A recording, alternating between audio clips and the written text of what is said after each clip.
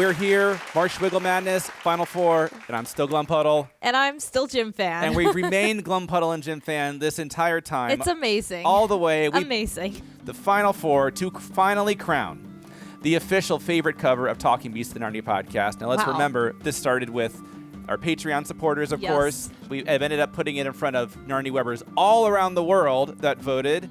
And we took it from there. Here we are. We're going to crown a champion today. Let's start with our first matchup in our Final Four.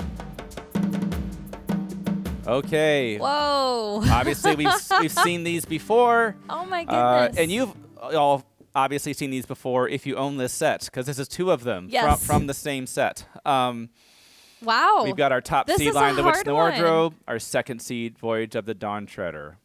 Wow. I don't know. On the left, classic Tumnus.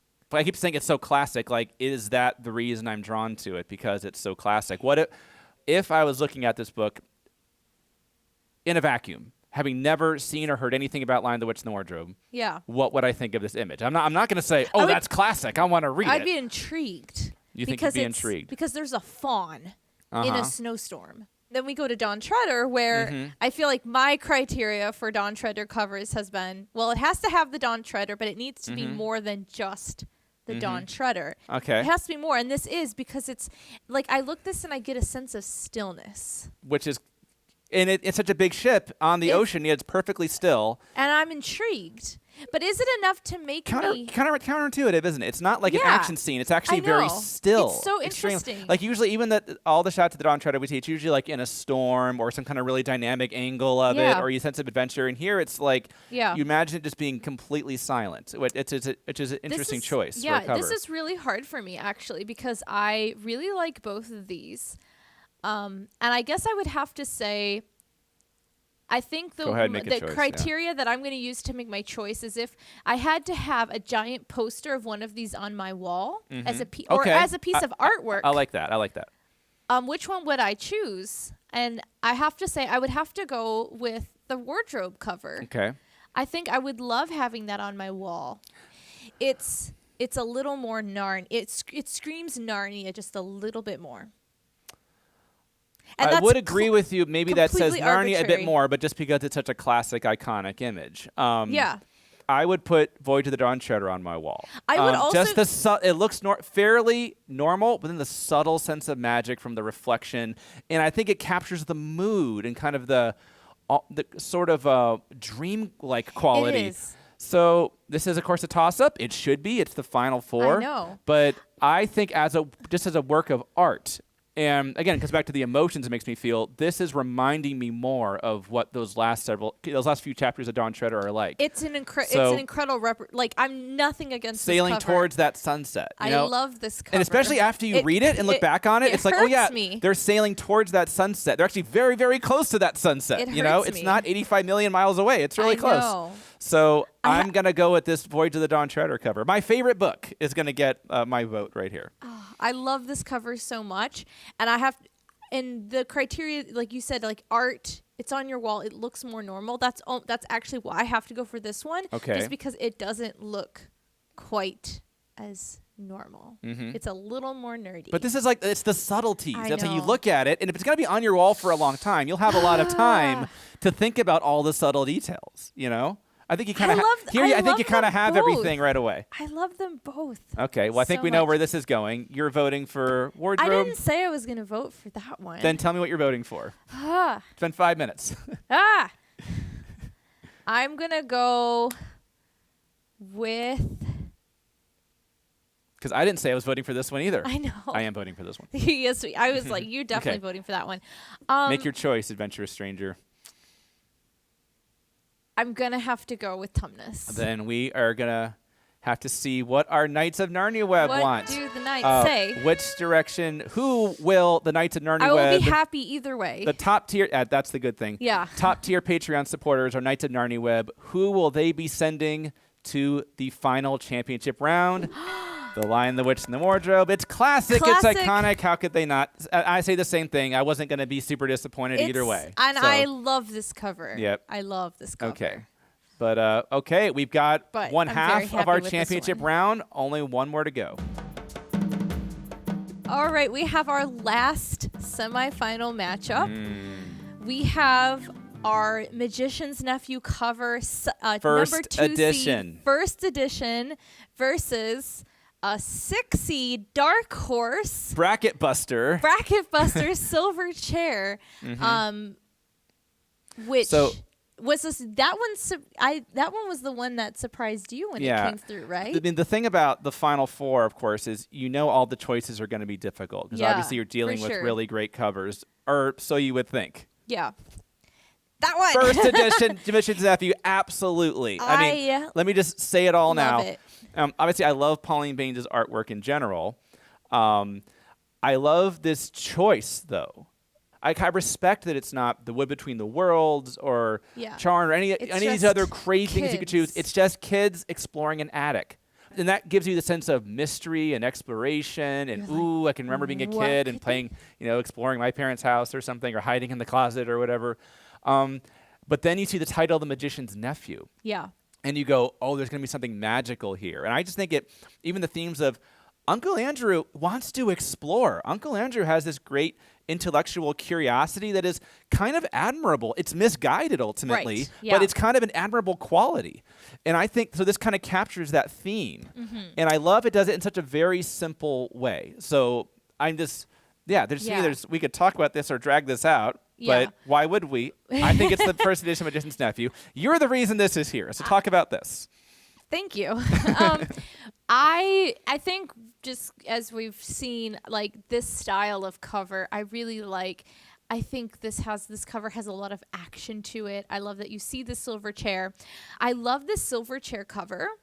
I don't know if I necessarily would advance it against the Magician's Nephew just because of the spoiler factor. Okay, yeah. The Magician's Nephew is from like chapter 1. This is from near the end. But I love this one. I love the lighting. I love you see like the shadow. There's lighting coming from a different source. It's a little mysterious.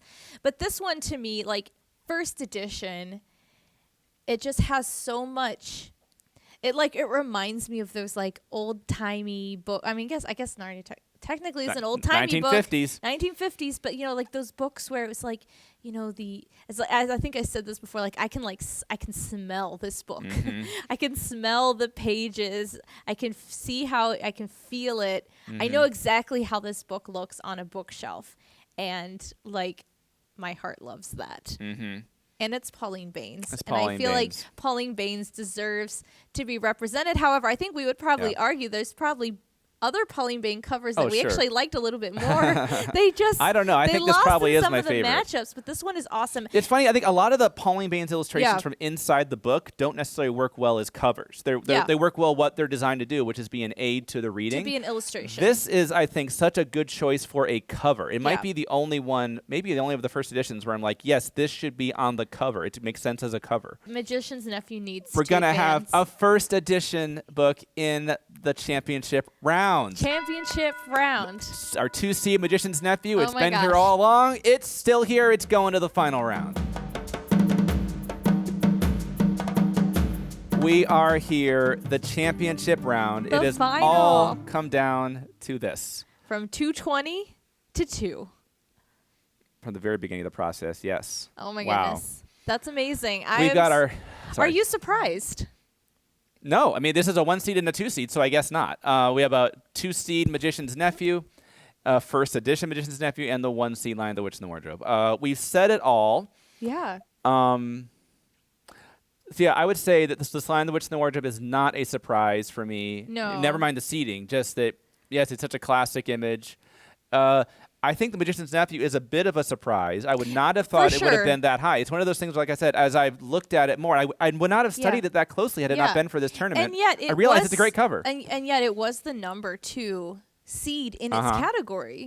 So therefore, we know that the people, really wanted that Particularly cover. the Knights of NarniaWeb loved the first edition. Yes, I think they really loved the first edition. I found us love for at least a few of the first edition covers that I did not have before. Yeah. That's what I'm going to take away from this. But now that you've got them against each other, what are you going to do? Well, let me think of some of the criteria we've talked about. Okay. We've talked about the spoiler factor. Okay. And both of these are from chapter 1 of their books. Yes. So I think very early on. I think we can eliminate the spoiler factor. You've talked about simplicity. I mean, both of them are very simple. They're very simple. Mm-hmm. This one's the Magician Stuff you cover is probably a little bit simpler. In terms of it's a smaller image, it's busier, more white but space. It's busier in a way, isn't it? It's like look at the textures back there and stuff. The actual drawing itself does have a lot more texture and it's also got a border around it, though. Yes, yeah. And so I like the shape of the border as well. Yeah, it's very interesting. But they both fit. I would say they both fit the symbol criteria. I just noticed you can see like the light from the candle digger he's holding. It's like see the blank spot on the wall. I think that's supposed to be the light hitting the. Yep, that's pretty cool. That's an art thing. It actually feels very 3-dimensional, doesn't it? Yeah. That's another thing I wanted to mention. Like you really feel like that doorway really feels far away. Yeah. So. Both of them, what are some of the other factors we might have brought up? I've said I generally don't like it when there's too much detail. You see a character in tons of detail because no matter how much they look like what I imagine, it's never going to be enough. Both of these are fairly detailed. Yeah, but they're also... You don't see Diggory's face. You don't see any of their faces. They're all looking away. So I think both of these... So that kind of fits that criteria And maybe this one's a little more impressive on that front. We get how 3-dimensional and realistic it is. And yet I still think it leaves room for your imagination to fill it in. I agree. Just mainly from the choice of angle. I just noticed the patch of snow on top of the umbrella. That's cool. Fill in the tumness of your choice, and I feel like it fits. That scarf looks... It's very James McAvoy. It's almost... Well, I was just thinking it's a little more purpley than red. It looks red from here. If we're going to... It looks red from here. It looks like it's nudging towards the maroon direction, though, isn't it? It's in the shadow. It's in a shadow. Some of it's in the shadow. I think it's just like, if we're going to give this so much credit for being classic, let's make sure it's honoring the classic description. I would say, to me, there's the disappointing factor of like the fact that there is no lamppost. You think it would be better if it had a lamppost? I agree. I think it would be better if it had a lamppost. It doesn't have to be really big. See, I would have loved to see it. Maybe there was one iteration of this cover that had the lamppost in it. I almost wonder if it had the lamppost, though, if you would be sitting here saying, you know what, it's just slightly too busy, just slightly too much going on, and I love it, but I'm going to go the other direction. I wonder if that would actually... It's very possible. It's hard, you never know until you see the thing, and that's why, it's someone's artistic interpretation of a moment that I'm sure they had their own criteria that they were trying to fit, and maybe they did draw one that had the lamppost in it, and it was just they were like, it's better without it, and so I have to respect the choice of the artist when it comes to that. I have not made a decision as of yet as of which I'm going here. I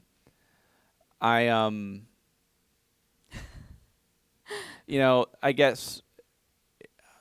Both of these, other criteria I've talked about, the main lesson I talked about right at the beginning of this video was it's the emotion I feel that it's that's what I ultimately want to go with. Yeah.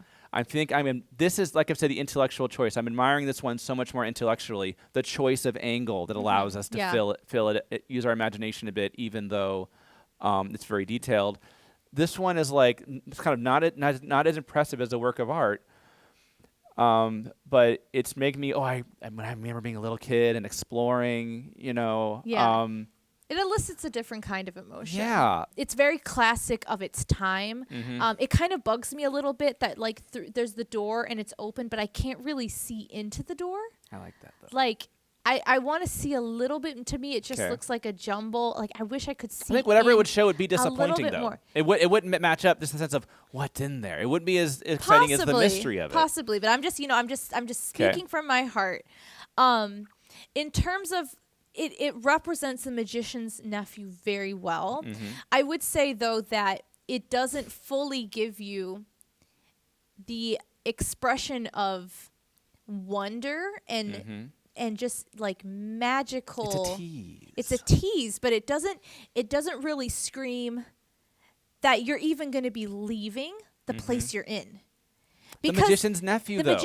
A magical element is coming from the title. And I like that relationship between the title and the artwork. The magic could completely exist within that house, and they couldn't, and that you would never know that just by looking in the cover. Which would make it a surprise when they get the rings and whoa, we're going to another world. It's a great surprise. I just feel like the thing I might expect. It communicates otherworldliness without giving away they're going to another world. Picking up this book is going to be different than what I'm going to get. Whereas I feel like what I expect picking up this book is going to be different in an exciting way, though. It's like, okay, it's I'm kids. not saying it's bad. Kids exploring a house, and it's like, okay, they're going to explore a house, and I guess there's going to be magic in the house or something, right? Then you go, no, we're going to another world, and those magic rings come out there, and all of a sudden this whole thing balloons into this complete other thing. It changes. So it's different. It grows in a great way. I think it's a great tease. I think this represents like what you're going to get inside the book.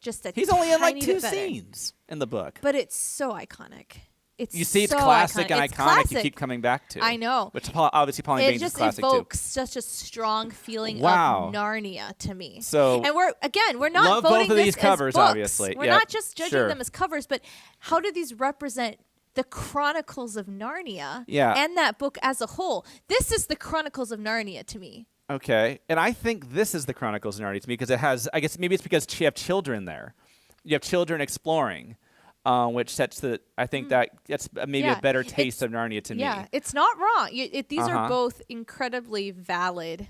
Now, which of these, Writing brought something up a short time ago about like you saw these both in a bookstore and you hadn't read them. Which one you pick up? And I do think my heart. Okay, well, never mind. That was a last ditch effort. No, you pick up that one. I pick up that one. Because of the promise of like kids exploring a house and what are they going to find? All the things I've said would be like, I'm going to read this one. I would say probably the general population would disagree with you, and I'm getting nods in the corner over here. Okay. That there's some agreement with me, but again, it's you got to go with your heart. I just think in terms of like the Chronicles of Narnia, we're picking the top cover for the Chronicles of Narnia. Okay. For Talking Beasts. Yep. The official favorite cover of Talking Beasts. To me, for so many reasons. Mm-hmm. But also just like how it represents the series as a whole. I have to go with Tumnus. Okay. Well, Lion, the Witch, and the Wardrobe. Well, obviously, and it also, a last-ditch effort, this first edition cover pretty much matches your shirt. I mean, yes. Does that change anything at all? It doesn't. I'm so sorry. There's that color over your heart right now. I love Does that change how your heart feels? No. Okay. It was worth a try. My argument remains the same. Okay. I cannot be swayed, even though I would love to agree with you. This one, I can't. I have no objection at all to giving this final choice to our Knights of NarniaWeb, our top-tier Patreon supporters for NarniaWeb.com. Come on. So let's go ahead. Huh? I said, come on. Let's go do it. Okay, so Knights of NarniaWeb, which of these covers is the official favorite Chronicles of Narnia cover of Talking Beasts, the Narnia podcast? The first edition Magician's Nephew! I'm surprised too! Congratulations! Wow. I mean, Congratulations, Pauline Baines. No shade to this book. It is an incredible cover. This is our champion. Congratulations, Pauline Baines. So what we've learned from this is that, Pauline Baines is a really good Narnia artist. Okay, rest Narnia in peace. Very well. Rest in peace, Pauline Baines. Amazing. So that's it. That's our champion. Click the link in the description for some additional discussion we're going to have. Yes. Thank you, Patreon supporters. Thank you to everyone who voted. Thank you to Knights. Raidian. Thank you to Movie Aristotle. Thank you to Melton Tolley. Thank you to Powder Twix Powell. Thank you to Stargazer. Thank you to everyone, Inkling as well. Thank you to everyone that's helped out with this. We could not do this without you. Yes, thank you. We hope you enjoyed it, even if it drove you crazy. If you're not a regular subscriber to Talking Beasts, the Narnia podcast, or a regular visitor to NarniaWeb.com, please do so, because there's crap like this happening all the time. And you can join in the discussion and tell us how wrong we are. That's what this is all about. We would love to know exactly how badly we botched We're this all for about you. being totally wrong, especially Jim Fan, and being told that. So further up and further in.